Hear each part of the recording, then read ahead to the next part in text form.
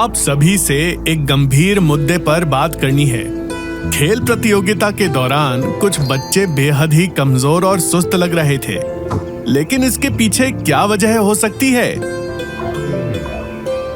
हमें सभी गांव वालों के साथ में एक बैठक करनी चाहिए।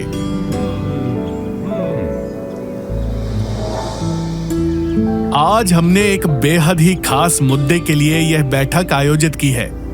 हमने गौर किया है कि खेल प्रतियोगिता में कुछ बच्चों में चुस्ती फुर्ती की कमी थी और ना ही चेहरे पर चमक। एएनएम बहन जी, क्या आप बता सकती हैं कि इसके पीछे की क्या वजह हो सकती है? प्रधान जी, ये तो बच्चों में खून की कमी यानी अनीमिया के लक्षण हो सकते हैं। ये तो चिंता का विषय है। एएनएम बहन जी, मैं चाहूंगा कि आप हम सभी को इस बारे में बारीकी से जानकारी दें। अनीमिया हो जाने पर खून में लाल रक्त कोशिकाओं की मात्रा कम हो जाती है, जिसकी वजह से शरीर में हीमोग्लोबिन की कमी हो जाती है, जिससे हमारे अंगों में जरूरत के मुताबिक ऑक्सीजन नहीं पहुंच पाता और काम करने की क्षमता पर भी असर पड़ता है। एएनएम बहन जी, लेकिन बच्चे तो थके हुए और सुस्त नजर आ रहे थे।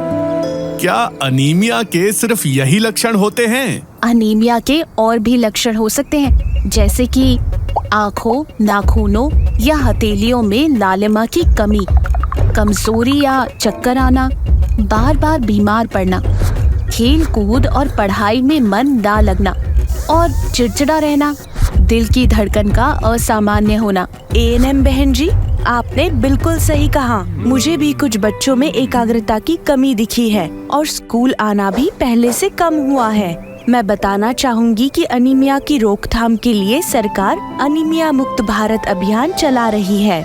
इस अभियान के तहत स्कूलों और आंगनबाड़ी केंद्रों में उम्र के हिसाब से बच्चों को आयरन फॉलिक एसिड यानी IFA की खुराक मुफ्त दी जाती है। 6 से 59 महीने के बच्चों को हफ्ते में 2 बार 1 मिलीलीटर IFA सिरप आंगनबाड़ी केंद्रों या घर पर ही पिलाया जाता है। 5 से 9 वर्ष के बच्चों को हफ्ते में 1 बार स्कूल में IFA की 1 गुलाबी गोली तथा 10 से 19 वर्ष के किशोर तथा किशोरियों को हफ्ते में 1 बार IFA की 1 नीली गोली खिलाई जाती है। क्या आपको पता है, IFA की खुराक लेने से एकाग्रता में सुधार, पढ़ाई और खेल के क्षेत्र में अच्छा प्रदर्शन और आयु अनुसार शारीरिक एवं बौद्धिक विकास होता है। इसलिए बच्चों में अनीमिया की रोकथाम करना बेहद ही जरूरी है। धन्यवाद एएनएम और टीचर जी। आशा बहन जी, आपको क्या लगता है कि हम सभी की तरफ से कहाँ कमी रह गई है? प्रधान जी, गृह भ्रमण के दौरान हमने पाया है कि 6 माह से 59 माह तक के बच्चों की माताएं और देखभाल करता हफ्ते में 2 बार IFA सिरप की खुराक देना भूल जाती है। इसी वजह से बच्चों में शुरुआत से ही खून की कमी रहती है। क्या ऐसा कुछ हो सकता है जिससे माताओं को IFA सिरप की खुराक याद रखने में मदद मिल पाए? जी हाँ, इसके लिए एक मातृ एवं बाल सुरक्षा MCP कार्ड होता है, जिसमें माताएं IFA सिरप की पिलाई गई खुराक को लिखकर या सही का चिन्ह लगाकर याद रख सकती है। वो चाहे तो अपने मोबाइल फोन या घड़ी में अलार्म लगाकर भी IFA सिरप की खुराक याद रख सकती है।